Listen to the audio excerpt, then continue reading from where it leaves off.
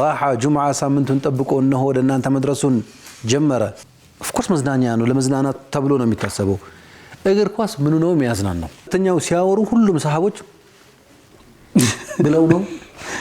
ብለው እንዴት ነበር የሚሰማቸው ሐዲስ ቦክስ ግን ምን ነው የሚያዝናናው ይያልኩ ነበር እኔ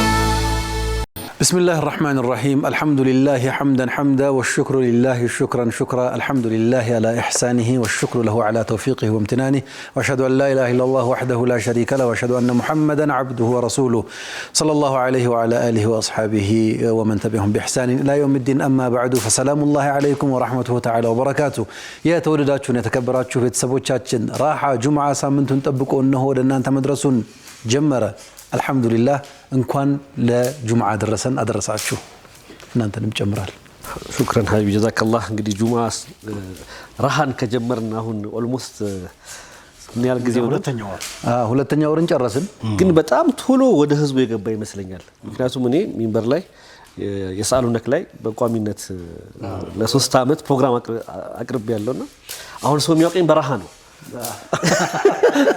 ለሰው ቁም ነገር አይወድም ነው ወይስ እንዴት ነው አይደለም ራሃ ቁም ነገር ስለሆነ ነው ማን አይ እኔ የገባኝ ነገር ሀይቀ የገባኝ አንዱም የምርኩዝ ፕሮግራም ላይ ያገኘ ትልቅ ሰው ነው አገኘኝ መቼ ነው ራሃ የምታረጉን አለኝ እንዴ ጀምረናል እኮ እኛ ቁም ነገር መረጃ ሰለቸናል ብዙ መረጃ አለን አሁን ራሃ አርጉን በደንብ ምንድነው እንደነስ ምን እንደከስከራ እንድትሆን የራሃ ማለት የመንፈስ ራሃ መሆን ነው በመሰረቱ እንጂ ብለህ ዘና ስትል በመተሰማው መረጃ ከአጠገብህ ካለው ሰው ጋር እንድትጨዋወት እንድታወራ እንዳትተክዝ እንደው የሚያስጨንቅ ምናምን ነገር ሳይሆን እሱን ተከትሎ የስሜት ሪላክሴሽን እንዲፈጠር ነው ራሃ መሆን ማለት ከዛ ውጪ እንግዲህ ሁሌም የሚነሱ ነገሮች አሉ የተለመደውን ከዚህ በፊት ሌላው የማህበረሰብ ክፍል መዝናናት መደሰት ብሎ የሚገልጸው ነገር እንደግም አልመጣንም ይሄ መቼ መታወቅ አለበት የሁላችንም እሱም እንደዛ አልተበቀ አይደለም የሱን ሳይሆን የሌሎችንም መፍሁም ለማስተካከል ማለት ነው ግን ሸርዓን አሁን እንደ ዲናችን እስልምና ሙሉ የሆነ ዲን ነው አይደል የሆነ ኢባዳ ብቻ አይደለም የሆነ ደግሞ አኽላቅ ወይስ ሞራልም ብቻ የሚሰብክ ዲን አይደለም ሁለንተናዊ ዲን ያለንና እስልምና ውስጥ መዝናናት አለ ማረፍ አለ ፈታ ማለት አለ እንዴት ነው እሱ የሚገለጸው እስኪ አሁን ዘመኑ መዝናናት ብሎ መዝናናት የሚለው የዘመኑ ጥግ የደረሰ ፈሳድ አለ መዝናናት ማለት መፈሰድ ማለት ነው መዝናናት ማለት መበላሸት ማለት ረዛኢል የሆኑ ነገሮችን ቆሻሻ ነገሮችን ማድረግ ሰውን የሚያዝናናው ለገበያ ይዞ ሲቀርብም ቲክቶክ ላይ ምናምን የሚያዋጣው ብዙ ተከታይ የሚያገኘው ቆሻሻ ነገር ሲያወራ ነው አይደል ይሄን ማህበረሰብ ይሄን ከዚህ አውጥተህ ወደ እስላምኛው አምጥተህ ማዝናናት ስንል እንዴት ትገልጸዋለህ ሞር ከኔ በላይ እስኪ አብዱራህማን የመዝናኛ ፕሮግራም በማዘጋጀት ረጅም ጊዜ ስለቆየ እስኪ ስቃዩን ይግለጽልን ይንገረን መመሰለ እኔ መረዳው ሁለት ነገር አለ አይደል ሚዲያ ህዝብ መምራት አለበት አንዴ ነው ሁለት ማለት ለህዝቡ ይጠቅማል ብሎ የሚያስበው ነገር የሚያስፈልገው ነገር ይሰራል አንዳንዴ ደግሞ ሰው የሚፈልገውንም ይሰራልና እንደኔ ሐላል የሆኑ ሚዲያዎችን መስራት በራሱ የሆነ ፈተና ነገር አለው ምክንያቱም አንተ ማስረጽ የምትፈልገው ነገር አለ እንጂ የሆነ ኢንቫይሮንመንቱ ዘመኑ ይሄን ይፈልጋል ብለህ ብቻ ሳይሆን ማስረጽ እስላማዊ ሴቶችን ሰው አምሮስ ማስቀመጥ መቻል አለበትና እሱን ሲሆን በሆነ መልኩ እንትን ይኖረዋልና እኔ እንደው እንደ ተመልካችን መልመድ መቻል አለበት ሰው አመሳለ ቅድም ያልከው አይደለ ቁም ነገር አይፈልግም እንደው አዝናኑን የሚለው ያው ከጀርባው ጥሩ ነገር ቢኖርም ግን እንደ ተመልካችም ሊያስተምሩ የሚችሉ ህይወቱን ሊቀይሩ የሚችሉ ነገሮች ላይ ማተኮር መቻል አለበት እንደውም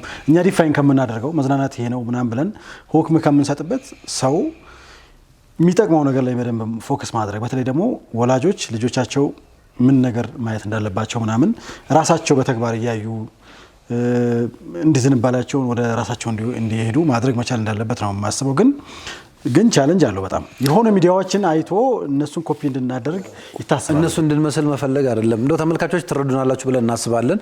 ገና ከመግባታችን ወደ ውይይት አንተራረን ይሄ ራሱ ነው እኔ የምለው ይሄ ራሱ የመዝናና አሁን ይሄንን ሐሳብ ሰጠን። የምር ግን እንደው እንደ ሙስሊም መዝናኛ እንዴት ነው ዲፋይን የሚደረገው ብሎ እንዲወያይ በር መክፈት ነው። ከዛ እርስ በርስ የሚፈጥረው ነገር ነው ራሃ የሚፈጥረው። እኛ ጋር የሚሰማው ነገር ብቻ አይደለም። እኛማ ተሰብስበን እኛ ለራሳችን ወሬ ልናወራ እንችላለን። ግን እኛ የምናቀብለው ሐሳብ በመሐከላችን የሚነሱ ንቃሾች የኔን ሐሳብ ደግፎ ያንተን ሐሳብ ነቅፎ የሱን ሐሳብ አድንቆ ያንተን ሐሳብ ደግሞ ልክ አይደለም ብሎ እዛ ውስጥ የሚደረጉ ውይይቶች በመሐከሉ በሚያየው ሰው ውስጥ ነው። ከዛ መረጃ አእምሮንም እንደዚሁ ያበለጽጋል፣ ያሳድጋል። ስለ መዝናኛ ግን ዴፊኒሽን ስንመለከት ኮመን ወጥ የሆነ ዴፊኒሽን የለም። እንግዲህ መዝናኛ ብሎ ማለት መሳቅ ነው አንልም፣ ሁሌም እንደምንለው ነው። ማልቀስ ነው መዝናኛ። ሰው በማልቀስ ይዝናናል። ምክንያቱም አንዳንድ የቴሌቪዥን የመዝናኛ ሾዎች አሉ። አዘጋጆቹ የሚያለቅሱበት፣ ተጋባዥ እንግዳዎቹ የሚያለቅሱበት፣ ከዛ የሚያዩ ሰው የሚያለቅስበት አስፈሪና አሳዛኝ ፊልም ለመዝናናት ብለህ ሲኒማ ገብተህ ታያለህ። አልቀሰ ተነፋርቀ ሶፍት ጨርሰ ምናምን አይነ ሀብጦ ራስ ምታት ይዞ ትወጣለህ። ተዝናናህ ነው የሚባለው? ምንድነው የሚባለው? ግን የገባህ ለመዝናናት ነው። ከዛ ግን ያንኑ ፊልም ለመድገም ሌላ ሰው ይዘህ እንደገና ሲኒማ ዛሬ እንዝናና ሲኒማ እንግባና በጣም የሚያሳዝን ፊልም አለ እንዴ ብለህ ብትሄድ ተዝናናህ ነው የሚባለው ወይስ ምንድነው? ስለዚህ መዝናናት መተርጎም ያለበት ስሜትን ወይም ኢሞሽንን ከማናገር ከኢንተሌክት በዘለለ ኢሞሽንን ማናገር ማለት ነው። አንድ ሰው እግር ኳስ ሲመለከት ተዝናና አይደል? መዝናኛ ነው እኮ እግር ኳስ ማየት። ለመዝናናት እኮ ነው ኳስ ማየው ይላል። ምንድነው የሚያዝናናው እግር ኳስ ብለህ ጠይቀኝ። ምንድነው እግር ኳስ የሚያዝናናው? የምር ከእግር ኳስ ምኑ ነው የሚያዝናናው? እኔ ልመለስ ካልኩኝ ችግር የለም እመልሳለሁ። ግን ለተመልካች እንተው።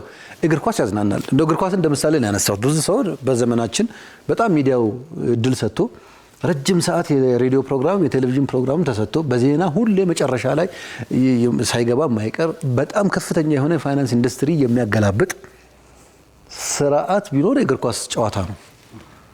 ተጫዋቾቹም ሀብታሞች የሆኑበት የክለብ ባለቤቶችም ሚሊዮነርስ የሆኑበት ዘርፍ ነው። ሚዲያዎቹም እነሱን ብቻ መሰረት አድርገው የሚያቋቁሙበት አይነት ስርዓት ነው። ሌላውን ፋክተር ትተ ነው።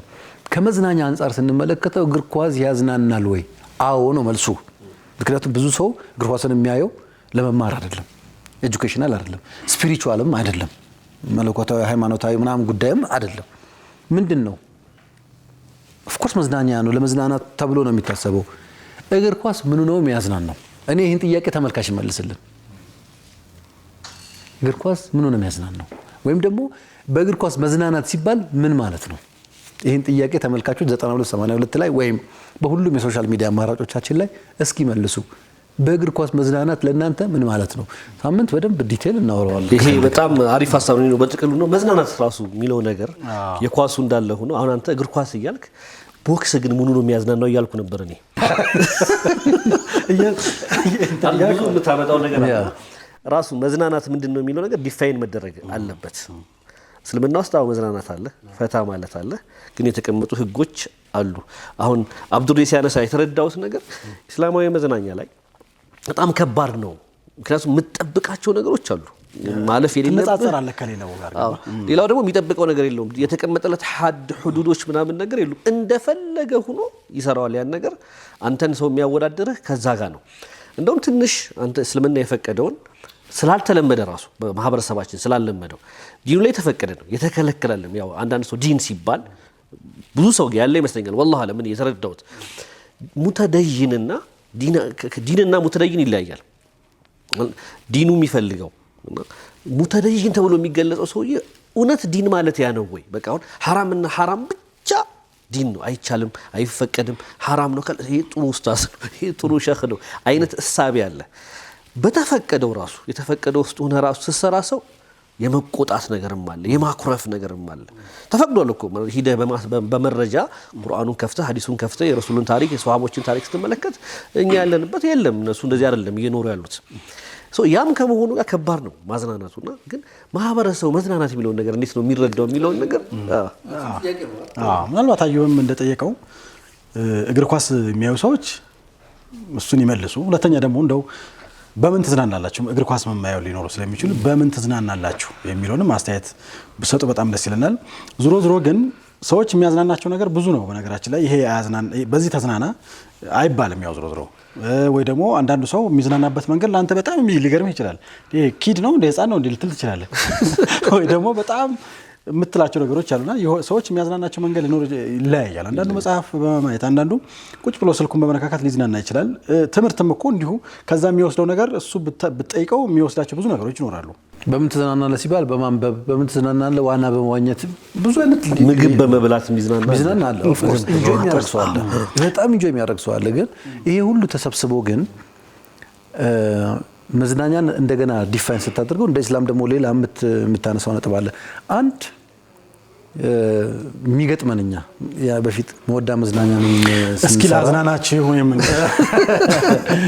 ምልክት ነበሩ እነዚህ መርሐባ መጠጣ አለ አይደል ጀነት ውስጥ አንድ እዚህ በጣም እንጂ ካሲን ካነ ሚዛጁ ሀዘን ጀቢላ ተብሏል። የሁሉም አለና ፎትና ታላላቀላ የመወዳ መዝናኛ ነው ስናዘጋጅ ሰውን ለማዝናናት ብለ ሳቅ የሚያጭሩ ነገሮችን ስታነሳ ምን ነው ገለፈጣችሁብን? እኛ ቀልባችን ደርቆ መተን በቀልባችን ለማጣም ስንል እናንተ መልሳችሁ ቀልብ የሚያደርቅ ነገር ታምጡብናላችሁ ይላል። ኦኬ ስለዚህ መሳቅ በቃ የብዙ ሰው ቀልብ ያደረቀ ስለሆነ እንተው ምናምን ብለ ቀለል አድርገው ወሬ እንደዚህ ጨዋታ ምናምን ስታረገው ትንሽ ቆይቶ መቼ ነው የምትጀምሩት ይላል። መቼ ነው ማዝናናት የምትጀምሩት? ሰሞኑን እንደው የሚገርም ነገር ይሄ ኡስታዝ መሐመድ ጀማል ጋር ህያው ታሪኮች ዩቲዩብ ላይ ያየሁት ነበር። ሁለታችሁ የሰራችሁትና ሐዲስ እየተወራ ይሳቃል ይላል አንድ ኮሜንት። ስቃችኋል መሰለኝ። ሐዲስ እየተወራ ይሳቃል ተባጌቴ ይላል። እውነት ነው እኮ ይሄ ነው በቃ። አሁን ይሄንን እንዴት ነው ዲፋይን ማለት ሞመንቱ ካሳቀ በሐዲሱ አይደለም የሳቀው ዞሮ አይደል? ሐዲሱ የሚሳቅበት አይደል? ሐዲስ እየተወራ ይሳቃል ወይ? የፈህም ችግር ነው፣ የመረዳት ችግር ነው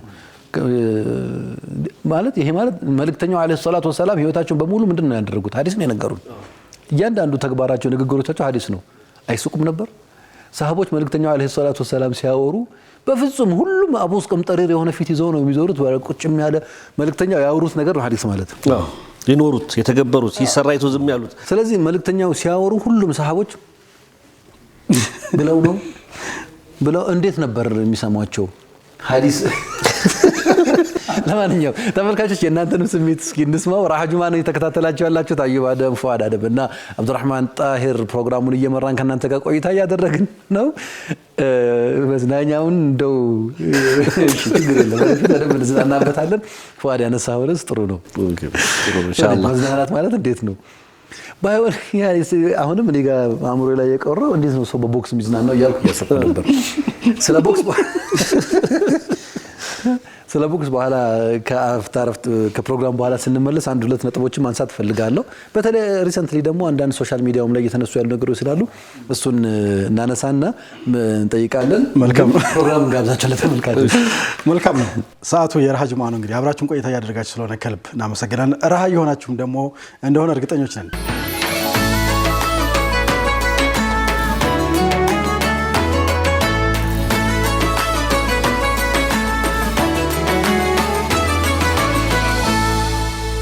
ቢስሚላሂ ረህማን ረሂም ተመልካቾቻችን ተመልሰን መጠናል። እንግዲህ ከሰፈር እስከ ሚንበርን አይተናል።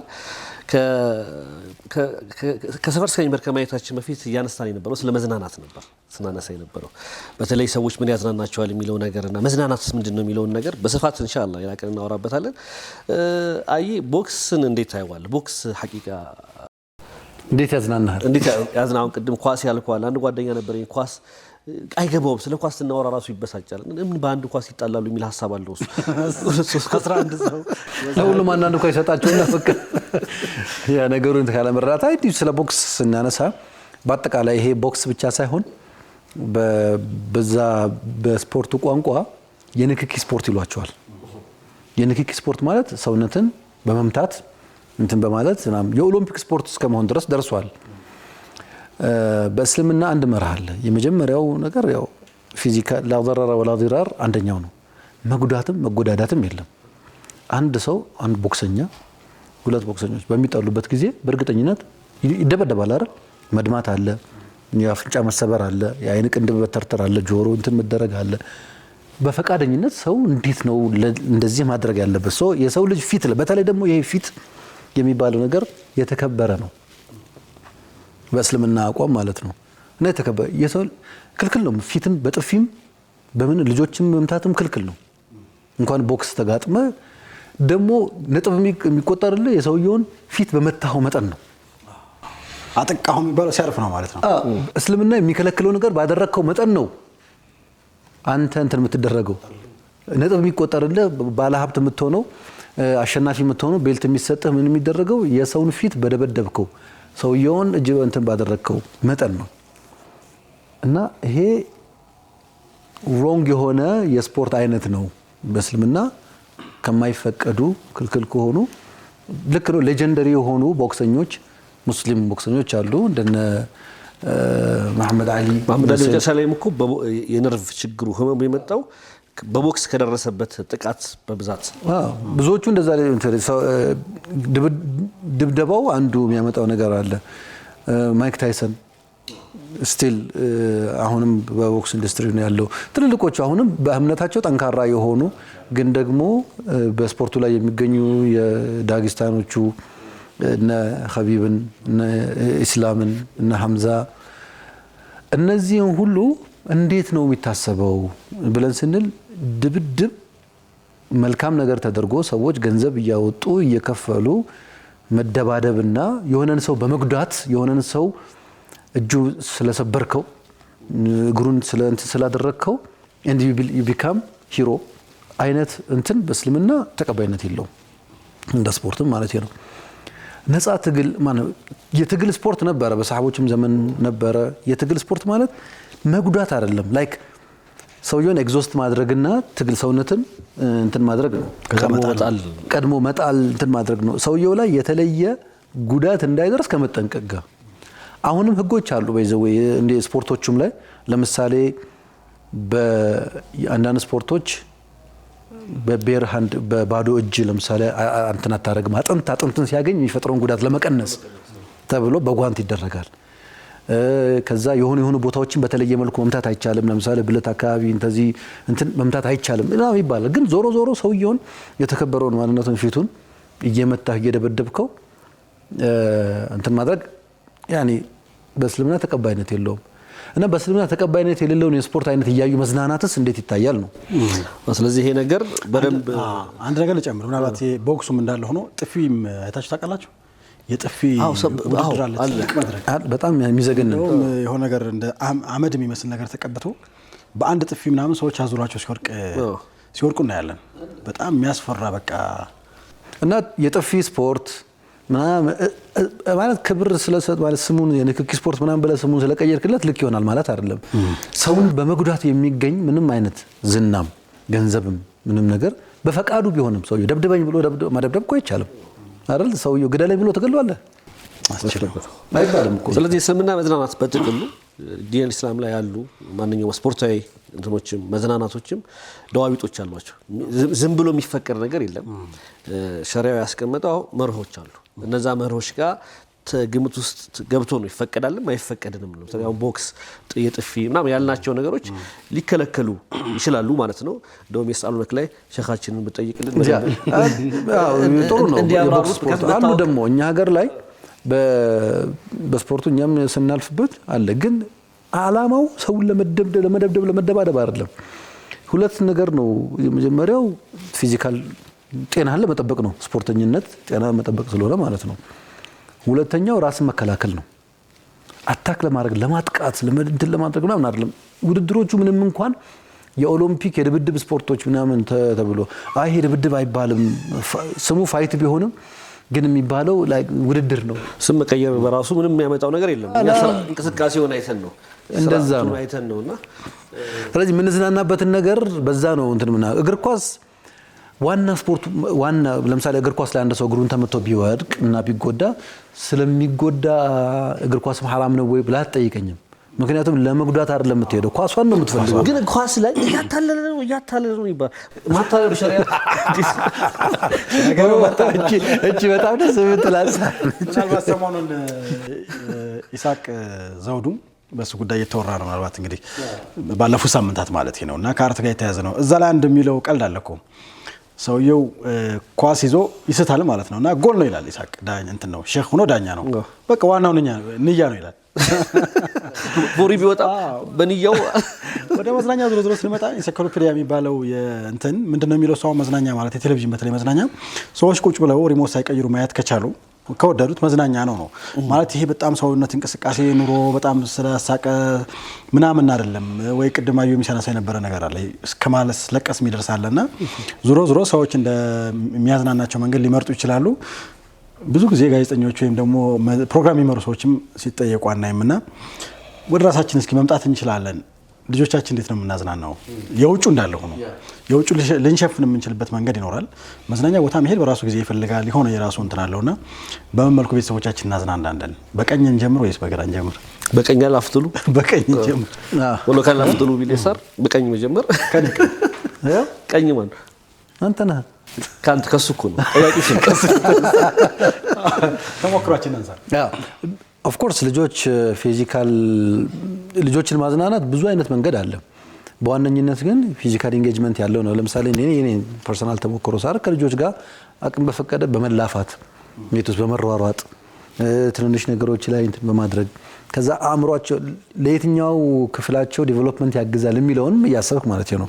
ለአካላዊ እንትናቸው ከሆነ አብራቸው ኳስ በመጫወት ለአእምሯቸው ከሆነ አብራቸው ፐዝሎችን አላር ጌሞችን የወረቀት ላይ የሚጻፉ በጽሁፍ የሚሰሩ በመጠያየቅ ጥያቄና መልስ እንትን በማድረግ ድሮ ልጅ እያለን የምንጫወታቸውን የጨዋታ አይነቶች ዛሬ አምጥቶ ከልጆቹ ጋር በመጫወት አሁን እኔ ረስቼዋለሁ። በጨዋታ ካቆምኩኝ በጣም ጊዜ ነው። ልጆች ዘቅዘው ይዘውኛል። ወደም እንጫወት ይሉኛል። አረ ይሄ ሴቶች ጨዋታ ነው ላል አይ ወደም እንጫወት እስኪ ጠጠር ያመጣሉ እንትን ያመጣሉ ወደም ከዛ ወደም እንዴት ነበር ወደም አሃደ ከዛ ቀጥሎ ምንድነው የሚመጣው ይልሃል። ህጉ እንዴት ነው እንትን ይቻላል ወይ እንትን አይፈቀድም ወይ እንደገና አምሮህን ዛኪራህን። ስለዚህ ከልጆች ጋር ቤት ውስጥም ከሆንክ ፊዚካሊ ከእንትን ከወጣህ ደግሞ መዝናኛ ቦታዎች ይዛቸው ከሄድክና ሜዳ ላይ የምትወጣ ከሆነ ደግሞ አብራቸው መሯሯጥ ኳስ መጫወቱ ምኑም እንትን ያደርጋቸዋል። እኔ ፐርሰናሊ ይሄ የሞባይል ጌም የቴሌቪዥን ጌም ምናምን እንትን አላላቸውም። ፊዚካሊ ቢጫወቱ ነው ደስ የሚለኝ። ወይም እነሱም ለዛ የተጋለጡ አብሮ ፊዚካሊ ደግሞ ይሄ አታችመንቱ መኖሩ ፍቅርንም ያመጣል አይደል? በአባትና በልጆች መካከል የሚኖር መሐባን ይጨምራል የሚል ስለዚህ እኔ ነው ተረክበሃል ማለት ነው። ያው ጀምሮታል እኮ ወላሂ እኔ ቤት እንግዲህ አላውቅም። አይ ኖ በፍጹም አይደለም። ልጆቹ ያጫውቱታል እንጂ እሱ ያጫውታቸው መሰለኝ። እኔ ይጣራል። እኔ ልጆችን ውጭ ላይ ነው ማዝናናቸው። ውጭ ማለት መዝናኛ ቦታዎች ላይ ወስዳቸዋለሁ። እሺ ለምሳሌ ፌስቲቫል ከተዘጋጀ የልጆች ፌስቲቫል በፍጹም እንትን አይቀሩም። እነሱም ትምህርት ቤቱም አዛኖ የሚያረግ ይልካል። የሆነ አሻንጉሊት ያመጣን ያጓጓቸዋል። እነሱም አይለቁም። እንደዚህ አይነት ቦታ ላይ ወስዳቸዋል። አሁን በዚህ ክረምት ላይ የመጀመሪያ ልጅ ኦልሞስት አሁን ወደ 12 አመት ይሆናት ነውና ማሻአላህ መሐመድ 8 አመቱ ነው። መሐመድ 9 ከምናምን ኢናያ 8 አመት ዋና መልመድ አለባቸው። ካደጉ አገራችን ኢትዮጵያ የሴት ዋና የወንድ ዋና ብለህ በጣም አሁን ነው በተወሰነ መልኩ ያለው እንጂ የለምና ስለዚህ ልጆች ይያሉ ባሊግ ሳይሆኑ በፊት መለማመድ አለባቸው ብዬ 2 ወር ዋና እንዲለማመዱ ነው ያራኳቸው። ስለዚህ አሁን ዋና መዋኘት ይችላሉና እያየው ነው በየክረምቱ የሆነ አሁን በአሁኑ ይሄን ካር በሚቀጥለው ደግሞ ምናልባት መሐመድ ኳስ መጫወት ይፈልጋል። የሆነ ቲም አለ አሁን ተለውጧል። ታስገባዋል እንደዚህ በዚህ መልኩ ነው እሁድ ሰጣቸዋለሁ ጊዜ በቻልኩት መጠን ብቻ። አሪፍ ነው ይጋልበዋል አልፎ ያንተን አይቀረው ያንተን እንስማስኪ እኛም እንደዛ ነው። እኔ መቼ ይጀምራል መሰለ ወደ ቤት ስገባ ይጀምራል። ከስራም ሊሆን ይችላል ባግም ያስኩኝ ባዶ እጄን ሆንኩኝ ብቻ ከቤት ስገባ በሩን ሳንኳኳ ወይ ሰዓቱን ይገምታሉ። የቀረሰው ስለሚታወቅ ሳንኳኳ ቢያንስ እኔ 3 ናቸው አሁን ላይ የደረሱት። የ3 አለ 3 አመት ከዛ 4 አመት ከምናምን ወደ 8 ይሄዳል ልጅ አለኝ። አንዷ ገና አለችና 3ቱም ይመጣሉ። በር አንዱ ሲከፍተል ገና ሳልገባ ጀምሮ ምናምን እንትን ቀድሞ ተሽቀዳድሞ ምናምን ማን ልታቀፍ የሚል ይጀምራሉ። እና የዛኔ ሲመጡ አንዳንዶቹ ወጥ እጃቸው ላይ ይኖራል። አንዳንዶቹ እንዳለው የሆነ ነገር በልተው ሊመጡ ይችላሉ። ወይ ሲጫወቱበት የነበረው እጃቸው ቆሻሻ ሊሆን ይችላል። አደራርቀው ይጀምራሉ። አንዳንዴ እኔ መስጊድም ረስቸው በሆነ ለምሳሌ ቱታ ምናምን አብረን ለብሼ እነሱ ጋር ተጫውቼ አንዳንዴ መስጊድ ከሰገርኩ በኋላ አልፎ እንዲቁጭ ስል የሆነ እዚህ ጋር የሆነ ሊጥ ነገር የዳቦ እንትን አገኛለሁ። አልፎ እንደዚህ ደግሞ እዚህ ጋር ተካሻምና እንደዛ ነው እኮ የአባትነት ምልክት ነው። የአባትን ተጠንቅቀህ አትጠነቀቅም። በተለይ ከቤት ልትወጣ ስትል ቻው ሁላችሁም ሰላም አሉና መተወቅፍ ያደርጉሃል። አንተ ስማቸውን የወጣው ጀርባ ላይ ፈርመውልሃል። እሱ ማረግ አስቀምጠውልህ 5 ቁጥር ሆነ ትሄዳለህ ተከላካይ። እኛ እንደዛ ነው። ልክ ጫማ እስከማዋልቅ እንትን የለም በተራ መሳምና በነገራችን ላይ በጣም ካልቸር ማድረግ አለብን። እኔ የሆኑ ቦታዎች ነው ያየሁት እንደዚህ ሁሉም ቤተሰብ ተነስቶ አንዳንድ ቤተሰብ ላይ አባወራው ሲመጣ ይሄ በጣም ከመፍራት ሳይሆን ከማክበር አንፃር ሚስትም ሳትቀር ሂደው በሩጋት ስመው እንዲህ አይነት ነገር እኛ ጋር አለ እና እንደዛ እየተባለ ወደ ቤት ይገባል። ቅድም አዩቤ እንዳልከው እኛም ጋር የንክኪ ያላቸው ነገሮች ላይ እንትን እናደርግ መላፋት ቅድም እንደውም እንኳን አንተ ያላወራው እያልኩ ነበር። እንደ ፈረስ መጋለብም ይኖራል። አጎንብሰህ እንትን ታደርጋለህ ትሄዳለህ። እንደውም አንዳንዴ ጫበዛው ምናምን ሊባል ይችላል ቤት ውስጥ ራስን አስከብር የሚመስል ነገሮች እንደው ደክመህ ምናምን ስልችት ብሎ ስለምትገባ በቃ ዘርበልኝ አንተ እንትን ደክሞኛል ለራሴ ምናምን ስትለው ኩምሽሽ ብሎ ምናምን ሲሄድ ልጅ አያሳዝንም? እንደዛ በቃ ሽኮኮ አድርገኝ ብሎ የመጀመሪያ ጥያቄ ይጠይቃል። በቃ ደክመህም ቢሆን አንተ ሽኮኮ ታደርጋለህ። ሽኮኮ ደግሞ በእንትን ቢቆም እኮ ጥሩ ነው። ዝም ብሎ እዚህ ጋር በመቀመጥ ቢቆም እዚህ በእግሩ አስነካኝ። የኔ ልጅ ደግሞ ከዚህ አልፎ በእግሩ እዚህ ጭንቅላቴ ላይ ነው የሚቆመው። ከዛ አሁን ያው በሰርከስ ስላለ እንደዚህ ማድረግ ነው ይቀር። አንዳንድ ጭንቅላቶች ደግሞ እኮ አይመቹም እዚህ ጋር ያዳልጣሉ። አዎ ያዳልጣሉ። እሱን ያዝልኝ። ሁሉም ጭንቅላቱን ያውቀዋል። ለማንኛውም ያው ሰብርላላ ወኩሉን ዓሊሙን ቢጭንቅላት እንደዛ ነው። ስለዚህ ልጆች ጋር እንዴት ነው የምንዝናናው የሚለውም ማተር ያደርጋል። ከዛ ነው ድራይቭ የሚደረገው። አዋቂም ስትሆን ብዙዎቻችን የምንዝናናባቸው ነገሮች አሉ። ሐራም ሳይሆኑ ክልክል ሳይሆኑ ለሌላ ዓላማ ሳታውላቸው ሰብሰብ ብለህ የምትጫወትባቸው ነገሮች አሉ። ግን ወደ ቴሌቪዥን ሾውነት ስትቀይራቸው ነገሮቹ ይቀየራሉ። የጥያቄና መልስ ውድድር ብታዘጋጅ ያዝናናልም ያስተምራልም። አንዳንድ ጥያቄና መልስ ውድድሮች ምናምን ምንም እውቀት አይጨምሩልህም። just nothing to የሚያደርግልህ ነገር የለም፣ ግን ትዝናናለህ። ቫልዩ አድድ ለማድረግ ስትታገል ሰው ከቫልዩ የበለጠ እንትኑን ነው የሚያደርገው። በቃ መመረጃውማ ከበቂ በላይ አግኝተናል፣ አሁን እንፈልገው ራሃ ነው። ጁማውን ተውና ራሃውን አምጣልኝ አይነት ሁለቱን ቀላቅለ ነው ምን ሄደው ነው ጁማውንም ራሃውንም ይዘን ነው ሄደው። ያው ጥሩ አንስተናል። ኢንሻአላህ ያው ቀጣይ ፕሮግራማችንን መጋበዝ ይኖርብናል ተመልካቾቻችንን። ከዛም በኋላ ደግሞ ከኡስታዝ መሐመድ ጀማል ጋር እናደርገውን ቆይታ አለ። ቀጣይ ፕሮግራም እንጋብዝ። ለማንኛውም እስኪ ምንድነው የሚያዝናናልኛ በየግላችን ሐሳባችን እንስጥበት። እስኪ መልእክት እንላክ። ዩቲዩብ ላይ ደግሞ ያያችሁ ኮኔን ፕሮግራም እዛው ኮሜንት ላይ ይሄ ነገር ነው የሚያዝናናል፣ ይሄ ነገር ደግሞ በፍጹም በቃ ሰው መዝናኛ ይለዋል እንጂ እኔን አያዝናናኝም እጠላዋለሁ የምትሉት ነገር ካለ ኮሜንት ስጡን። ለማንኛውም አብራችሁን ቆይታ እያደረጋችሁ ስለነበራችሁ ከልብ እናመሰግናለን።